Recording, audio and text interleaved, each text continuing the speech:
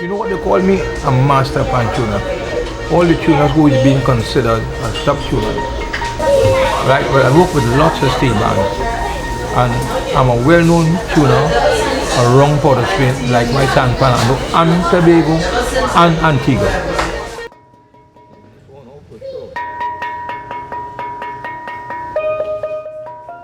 So my tuning career is self-taught. In my time, I didn't have no one or much people to teach me to tune pan. So I sacrificed a lot. Spend lots of hours ponging, boosting the pan, throwing them away, doing all sorts of things.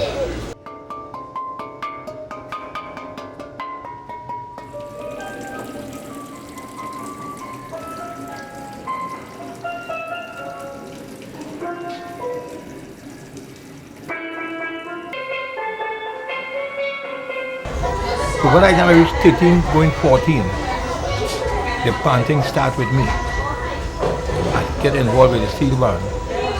But I wasn't this outstanding player.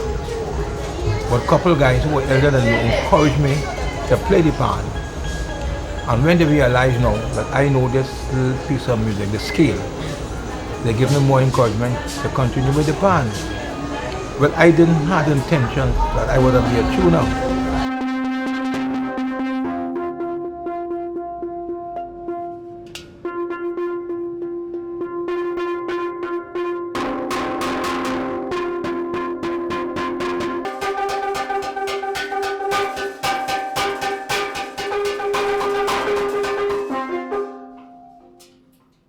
J'étais passionné de lutherie, je voulais fabriquer des guitares à l'époque et enfin, la fabrication des instruments en général m'intéressait et en fait c'est quand j'ai vu pour les premières fois donc, cet instrument, c'est comme beaucoup de personnes ça m'a beaucoup surpris et puis j'avais vraiment envie d'en avoir un et le principe de l'instrument, même si c'était un peu énigmatique parce qu'on ne sait pas vraiment quand on le voit comment c'est fait.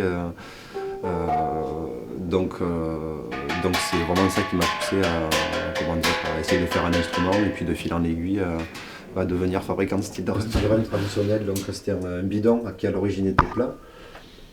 Donc cette cuve en fait, que l'on voit sur laquelle sont disposées les notes, elle a été martelée très longtemps en fait, pour arriver justement à étirer le métal, avoir cette cuvette puisque le métal s'étire.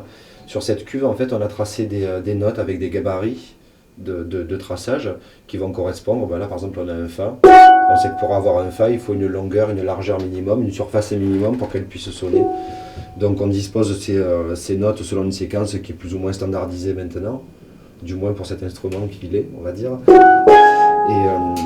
Et en fait pourquoi ça sonne, c'est parce que c'est l'opposition en fait entre le fond qui est complètement rond, même entre les notes, et les notes qui sont légèrement convexes, c'est-à-dire elles sont pas plates mais elles sont légèrement bombées.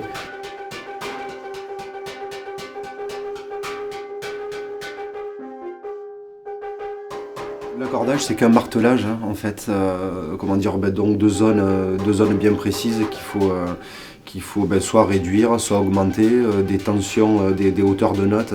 La note a une architecture en fait qui lui permet de vibrer correctement. Et donc avec des critères à respecter, et en fait c'est une membrane qui est mise en vibration, donc déjà il faut la rendre apte à vibrer.